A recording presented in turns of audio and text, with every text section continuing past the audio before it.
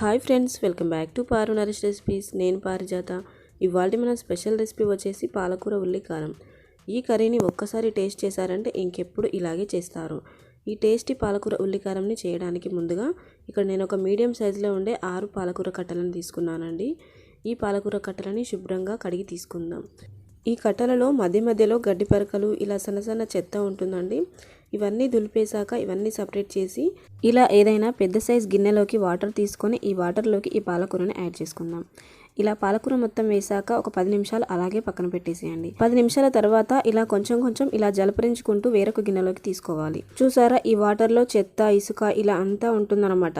కంపల్సరిగా ఆకుకూరను ఒక 2-3 సార్లు శుభ్రంగా కడగాలండి. ఇలాగే ఒక 2-3 సార్లు అన్న వాటర్ మార్చుకుంటూ శుభ్రంగా కడిగి తీసుకోవాలి.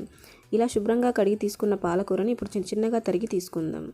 పైన కొంచెం నేను లేతగానే తీసుకున్నాను కాబట్టి కాడలు కొంచెమే కట్ చేసి తీసుకున్నాను. ఇలా సన్నగా తరిగి తీసుకున్నాక ఇప్పుడు ఈ ఆకుకూరను పక్కన పెట్టేసి చిన్న మిక్సీ గిన్నెలోకి 3 మీడియం సైజులో ఉండే ఆనియన్స్ని ఇలా పెద్ద పెద్ద ముక్కలుగానే కట్ చేసి తీసుకోండి. అలాగే మీడియం సైజులో ఉండే ఎల్లిగడ్డను ఫుల్గా పొట్టుతోనే యాడ్ చేయండి. అలాగే రుచికి సరిపడ సాల్ట్, ఒక 1/2 టీ స్పూన్ పసుపు, ఒక 2 టీ స్పూన్ల వరకు కారం యాడ్ చేయండి. వీటన్నింటినీ మెత్తగా గ్రైండ్ చేసి తీసుకుందాం. ఇలా గ్రైండ్ చేశాక ఇది పక్కన పెట్టేసి ఇప్పుడు కర్రీ వండడానికి స్టవ్ ఆన్ చేసి ప్యాన్లోకి ఒక 3 టేబుల్ స్పూన్ల ఆయిల్ తీసుకోండి. ఆయిల్ వేడయ్యాక 1/2 టీ స్పూన్ చొప్పున ఆవాలు, జీలకర్ర, శనగపప్పు, మినపప్పు ఇలా పోపు దినుసులు యాడ్ చేయండి. ఇవి కాస్త చిటపటలాడాక 2 ఎండుమిరపకాయలు చుంచి యాడ్ చేయండి.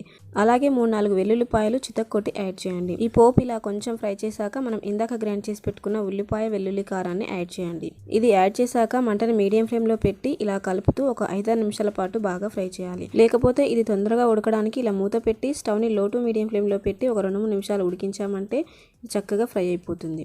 మధ్య మధ్యలో మూత తీస్తూ ఇలా కలుపుతూ బాగా ఫ్రై చేయాలి. ఈ ఆనియన్ పేస్ట్ ఆయిల్లో ఎంత బాగా ఫ్రై చేస్తే కర్రీ టేస్ట్ అంత బాగుంటుందన్నమాట.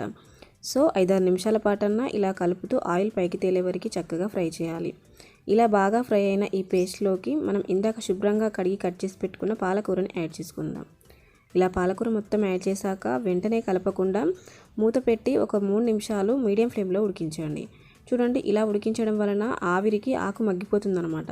ఇప్పుడు కలపడానికి ఈజీగా ఉంటుంది. సో ఇలా అంతా బాగా కలిసే విధంగా కలిపాక మరొక 5-6 నిమిషాల పాటు మంటని మీడియం ఫ్లేమ్లో పెట్టి మళ్ళీ ఉడికించండి. చూడండి, మూత తీసి చూస్తే ఆకుకూరలో నుంచి వాటర్ రిలీజ్ అయ్యి ఇలా కొంచెం లూజ్గా అవుతుంది. ఈ వాటర్ అన్నీ ఇంకిపోయి ఆకుకూర ఆయిల్లో చక్కగా ఫ్రై అయ్యేంత వరకు ఇలా మధ్య మధ్యలో మూత పెడుతూ కలుపుతూ ఫ్రై చేయండి. నాకు ఇక్కడ 6-7 నిమిషాల తర్వాత చూడండి ఆకుకూర ఆల్మోస్ట్ చక్కగా ఫ్రై అయిపోయింది. ఇప్పుడు చివరగా 1 టీ స్పూన్ ధనియాల పొడి, ఒక 1/2 టీ స్పూన్ వరకు వేయించి పొడి చేసిన జీలకర్ర పొడి యాడ్ చేయండి. ఈ 2 పొడులు యాడ్ చేయడం వలన పాలకూరకి ఇంకా టేస్ట్ ఎన్హాన్స్ అవుతుందన్నమాట. ఈ పొడులు ఆకుకూరకు పట్టడానికి ఒక 2 నిమిషాలు మూత పెట్టి లో ఫ్లేమ్లో ఉడికించామంటే మనకు టేస్టీ పాలకూర ఉల్లికారం రెడీ అయిపోయినట్లే. అంతే. ఇప్పుడు స్టవ్ ఆఫ్ చేసేసి వేడి వేడిగా సర్వ్ చేసుకోవడమే. ఇలా చేసిన ఈ కూర అన్నంలోకి కానీ చపాతీలోకి కానీ ఎందులోకైనా చాలా చాలా బాగుంటుందండి. డెఫినెట్గా ఈ స్టైల్లో ఓసారి ట్రై చేయండి. ట్రై చేసి మీకు ఎలా కుదిరింది, మీకు టేస్ట్ ఎలా అనిపించింది అనే ఫీడ్బ్యాక్ని కామెంట్లో షేర్ చేయండి. ఇలాంటి సింపుల్ అండ్ ఈజీ రెసిపీస్ కొరకు నా ఛానల్ని సబ్స్క్రైబ్ చేసుకొని పక్కనే ఉన్న బెల్ ఐకాన్ని యాక్టివేట్ చేయండి. ఈ సింపుల్ అండ్ టేస్టీ పాలకూర కర్రీ రెసిపీ నచ్చితే ఈ వీడియోని లైక్ చేసి మీ ఫ్రెండ్స్కి షేర్ చేయండి. Thanks for watching.